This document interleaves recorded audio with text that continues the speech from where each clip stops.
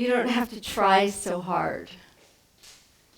You know, you don't have to give it all away. You can just get up, show up, right? And that can be enough. And you don't have to change. What a powerful message. I appreciate that it's a popular pop song. It says a lot about how it connects to what we all need to hear at one level, right?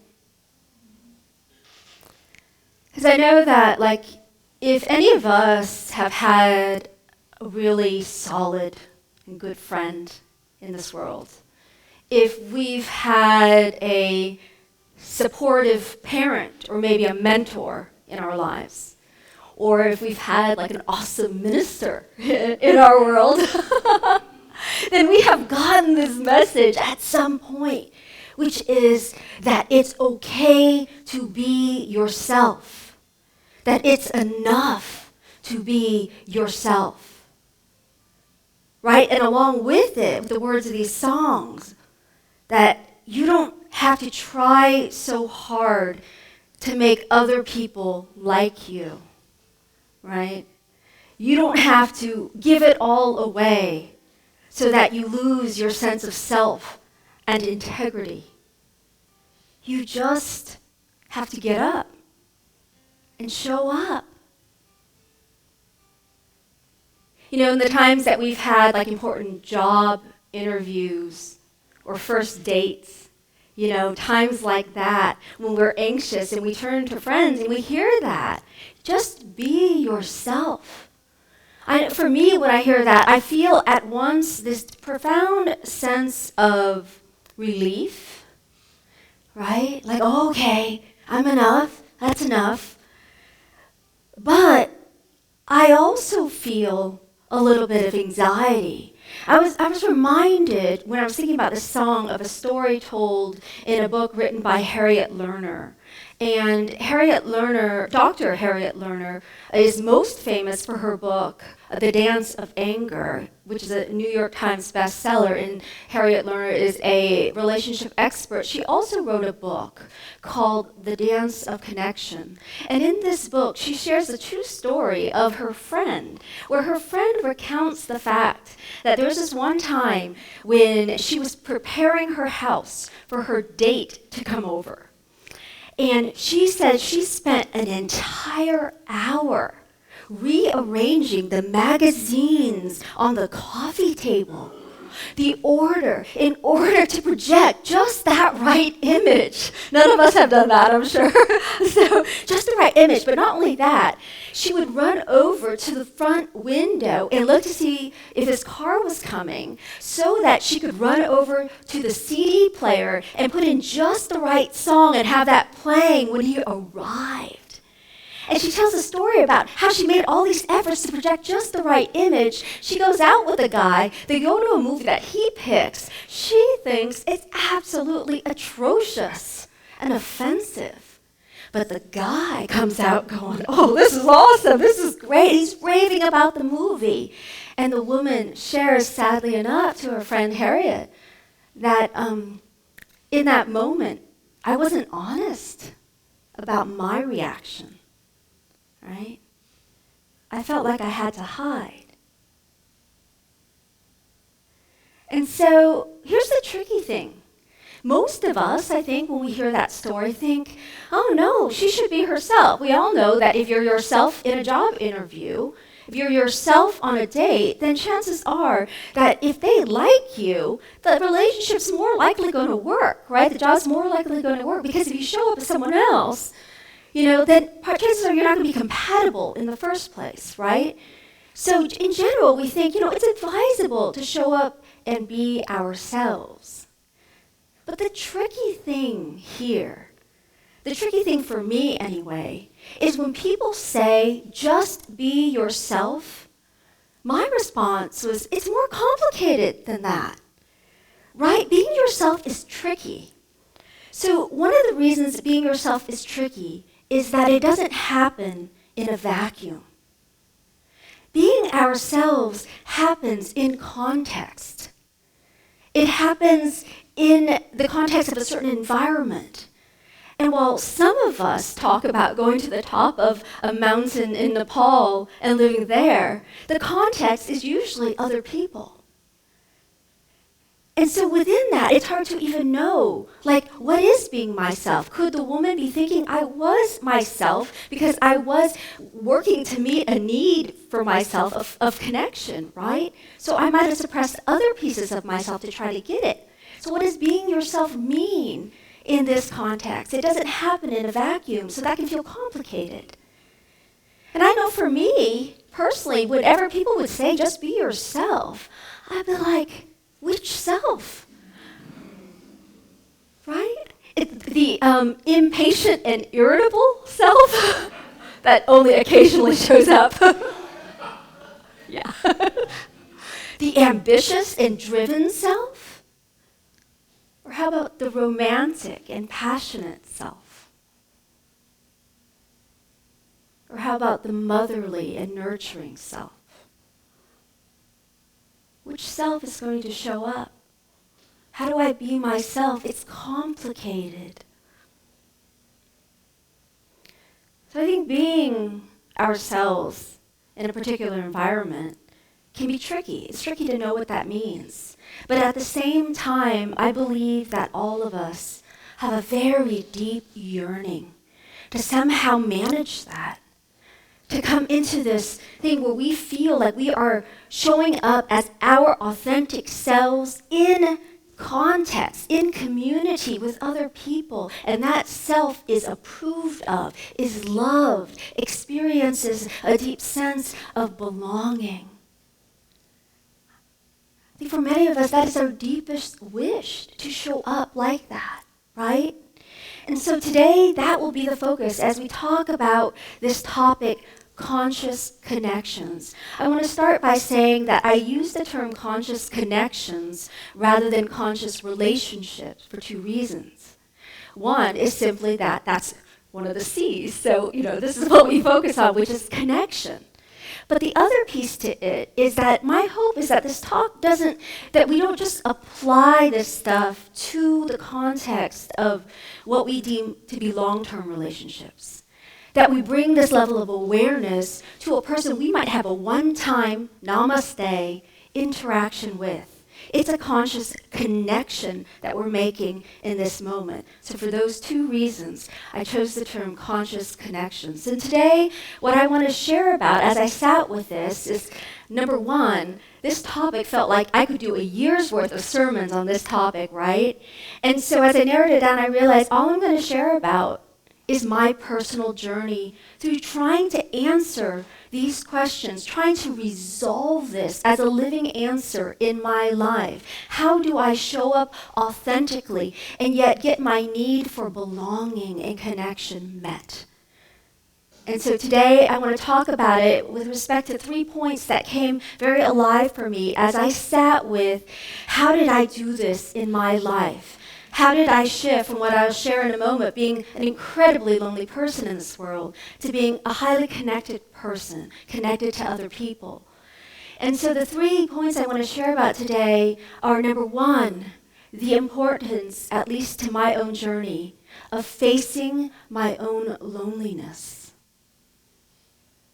And then second, I want to talk about how after that, I began to do 2 things in relation to the other.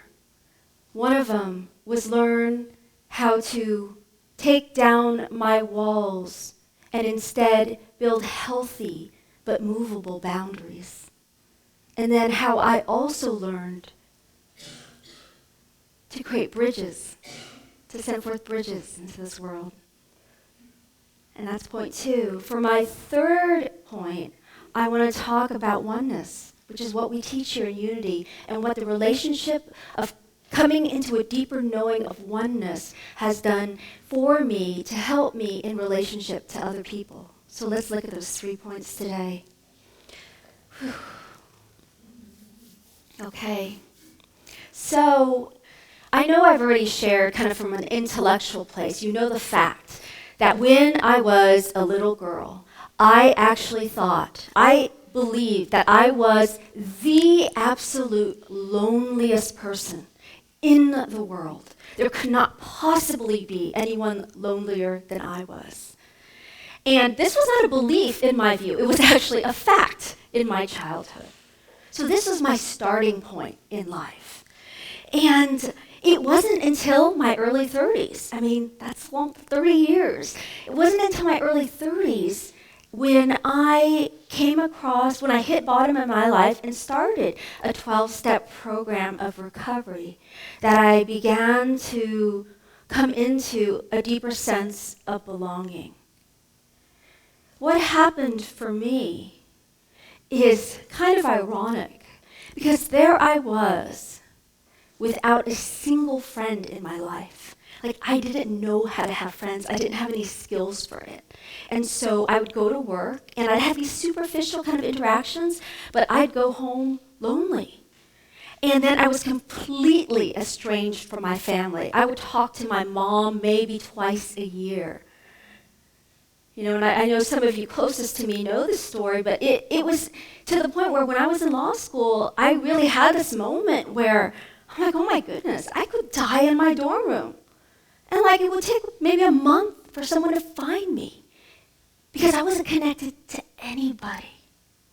So that was my starting point when I hit bottom, and I thought, oh my God, I'm going to learn to have like healthy relationships and learn how to not be so alone, so that, you know, which was the driving force of my addiction.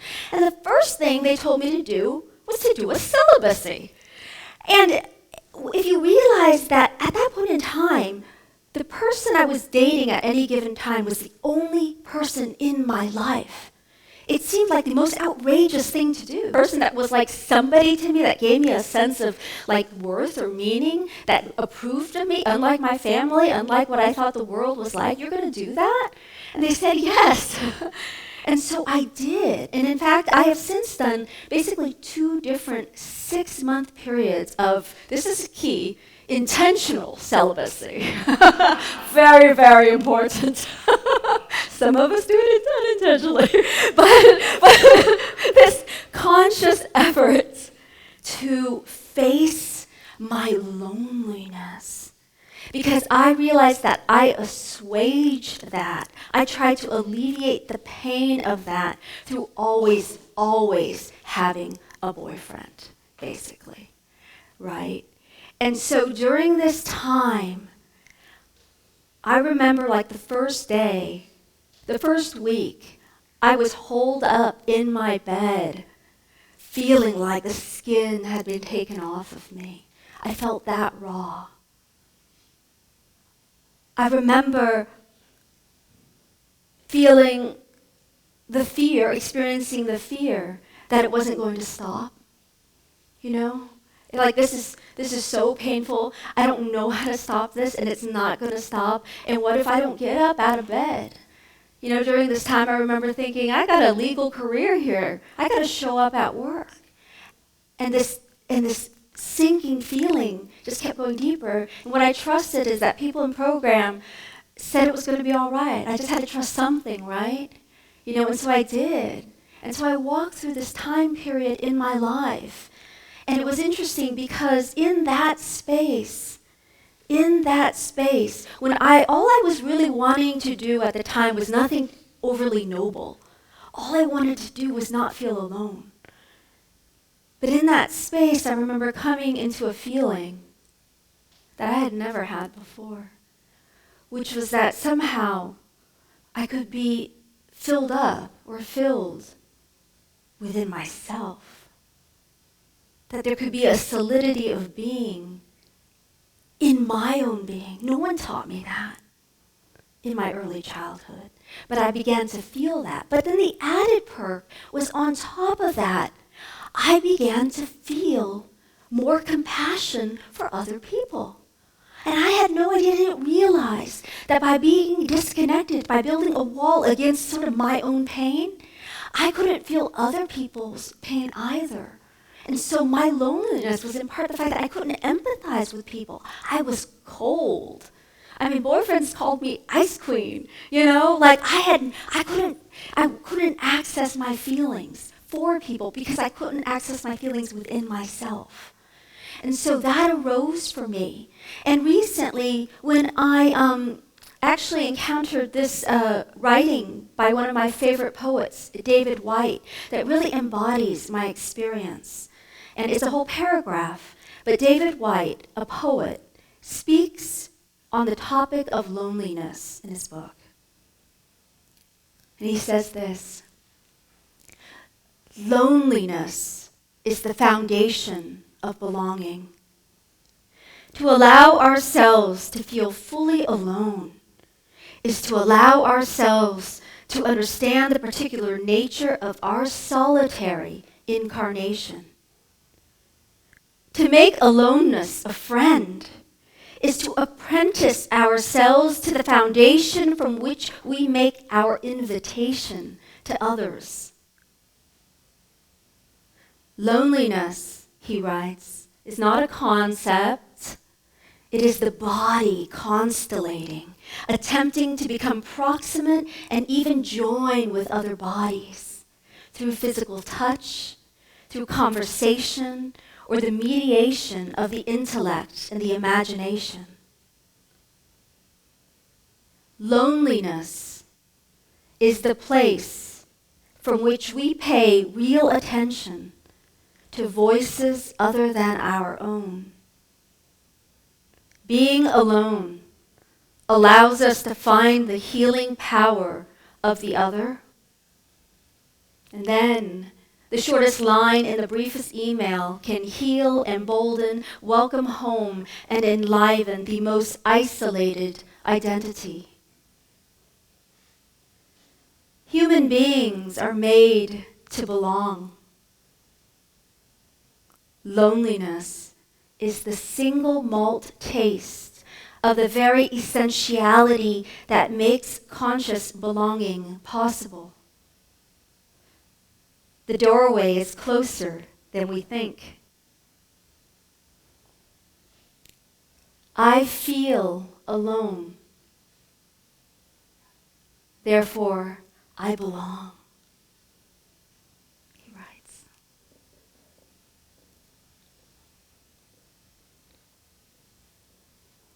So the pathway to conscious connection, I started to learn, not just conceptually, but experientially, was that of meeting my own loneliness.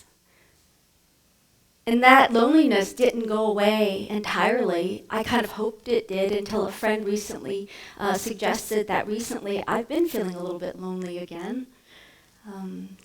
Being a minister, it can be more challenging to find people that you could really talk to, because we don't lean on our congregants and all that. And so I realized that I had some work to do to kind of reach out a little bit more in ways that I hadn't,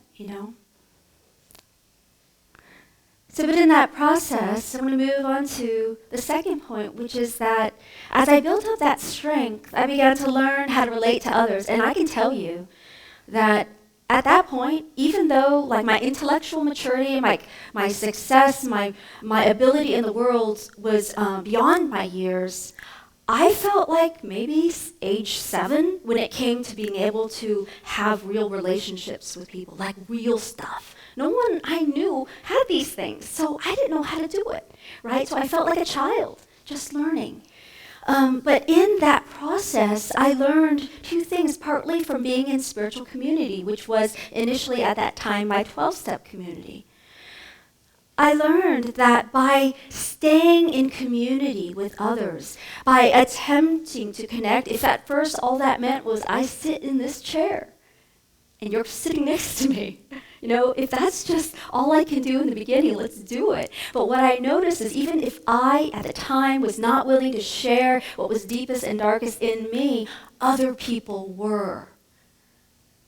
And when other people did, it was this amazing thing where, like, if someone else sitting next to me was willing to take off their mask and say, here I am, I was like, oh my gosh, that's me back here. I didn't even know that piece was in me. But because you showed me that, you gave me a mirror to me identifying this piece of myself. So in community, through my connection, I learned more about myself. By learning more about myself, guess what? I could be myself more in the world through that modeling. And then the other piece was I remember people would mirror things to me that I didn't know about myself. I didn't know I was wise.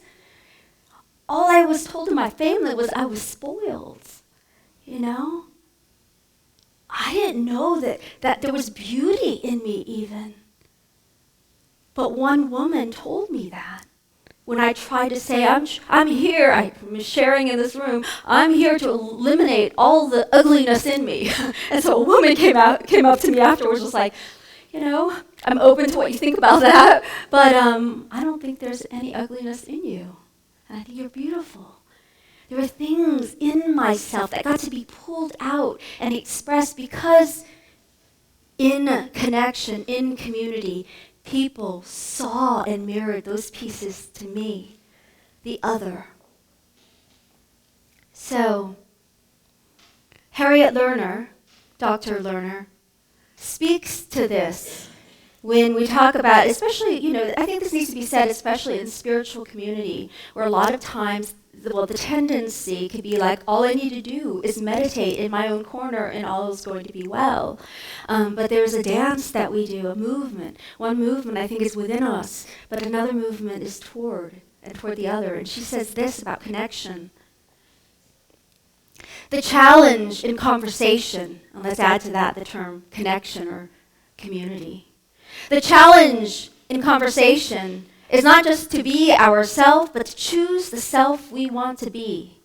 Because what we call the self is never static, but instead is a work in progress. That's why we don't discover who we are by sitting alone on a mountaintop and meditating, or simply by being introspective and going deeper, as valuable as these disciplines are. Rather, the royal road for both discovering and reinventing the self is through our relationships with other people and the conversations we engage in. In a sad paradox, the more important and enduring our relationship, say with a partner or relative, the more we tend to participate in narrow, habitual conversations where our experience of self and the other becomes fixed and small.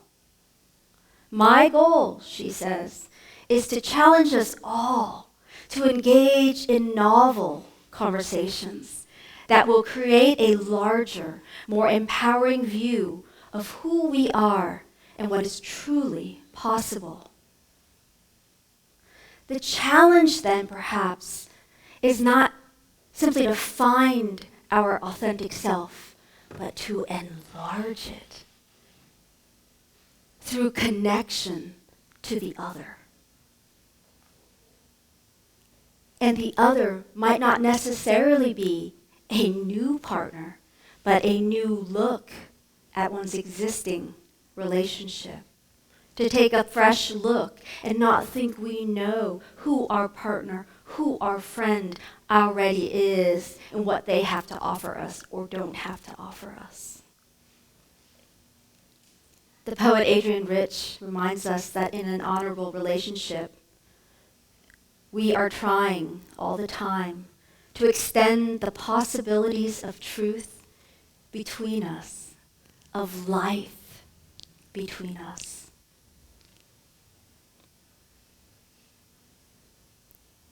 So the movement within, the movement toward, and now this third piece that I came into a deeper sense of knowing is this movement that didn't seem to go anywhere, but was everywhere. I've heard this definition of God once, or spirit, as a circle whose circumference is everywhere. This idea that it radiates out from everywhere. And I saw a quote recently that I love. It was funny because it was attributed to Buddha, but it talked about God. And I don't know that Buddha believed in God, so I don't know if it's truly Buddha. But I love the quote. And it said this: we love God. And here in Unity, you might replace that with the universe, or allness, or spirit, or divine mind. We love God as much as we love the person whom we love the least.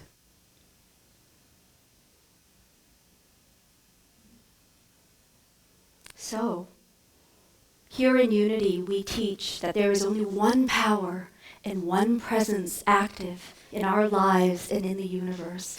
God the good, in all, through all, and over all. In all, through all, and over all. And so our work in coming into our own authentic expression, which in Unity is not an individual, right, separate from the whole, but one of the many diverse expressions of the one life. If that's true of me, and if that's true of you, then there is work perhaps to be done, I know, in my life. What I started to see is then, whenever I encountered conflict or difference, that I would shun, put out of the sonship, if you will, not want to connect with in any loving way. I learned it was part of my journey to embrace that. You know, any one of us who have done shadow work knows that if we're seeing a characteristic out in the world habitually, all the time, in other people, but not in ourselves, guess where it really is? Suppressed within ourselves, waiting to be owned and embraced, a part of our authentic being.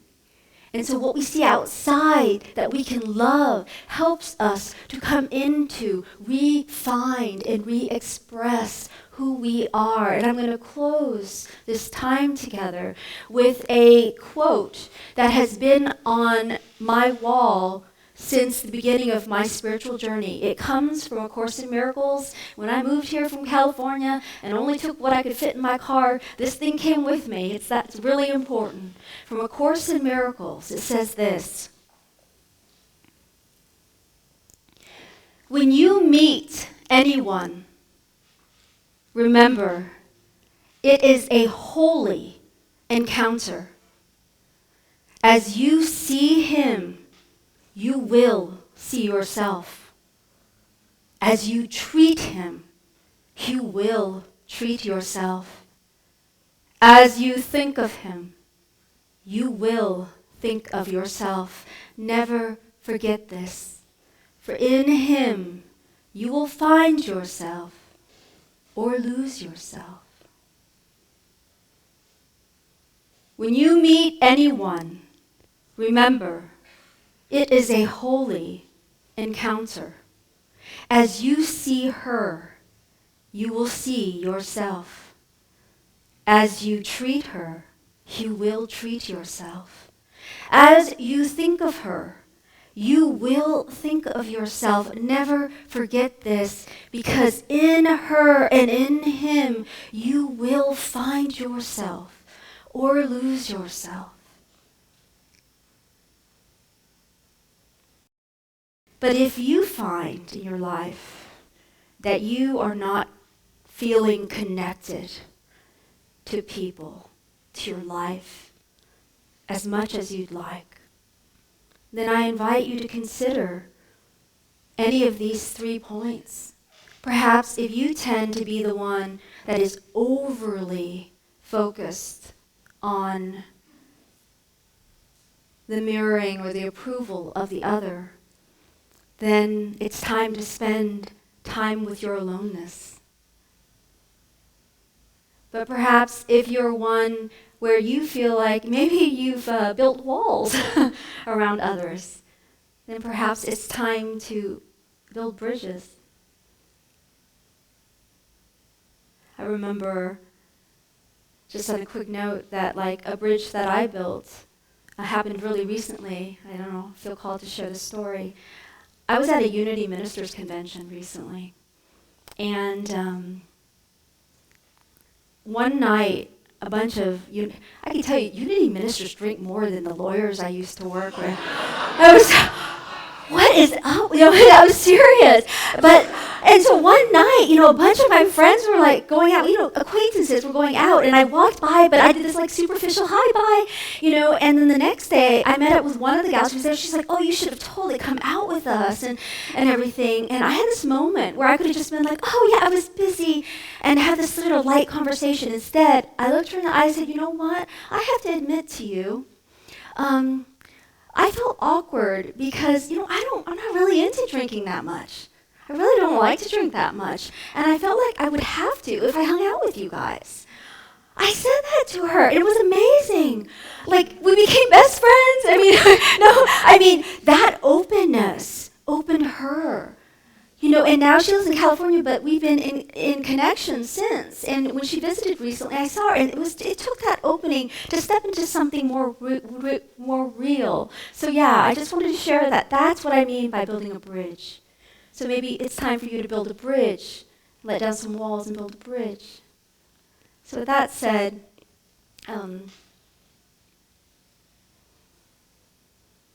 oneness. If ultimately right now, we're going to take an opportunity to go into the silence and to connect with that truth of oneness. And perhaps for each of you, your clarity as to what step you might want to take will come for you, what method you want to take to deepen, to further conscious connection in this world. I'll end with a quote by Pierre Teilhard de Chardin. We are one, after all, you and I. Together we suffer, together exist, and forever will recreate one another. So it is. And with that, I'll invite Victor to take us guide us into a time. Yeah, thank you. So I invite you, we're just going to go straight into our meditation here. I invite you to close your eyes if you feel comfortable doing so. Take a deep breath.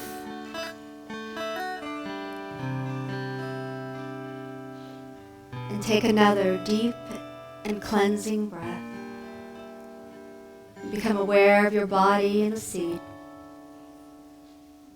And at this time, I invite you to set aside, if only for this time, all thoughts about your relationship. Clear space for something unknown to you as yet to arise for you, in your heart, in your body, to be known about your very self, your authentic being.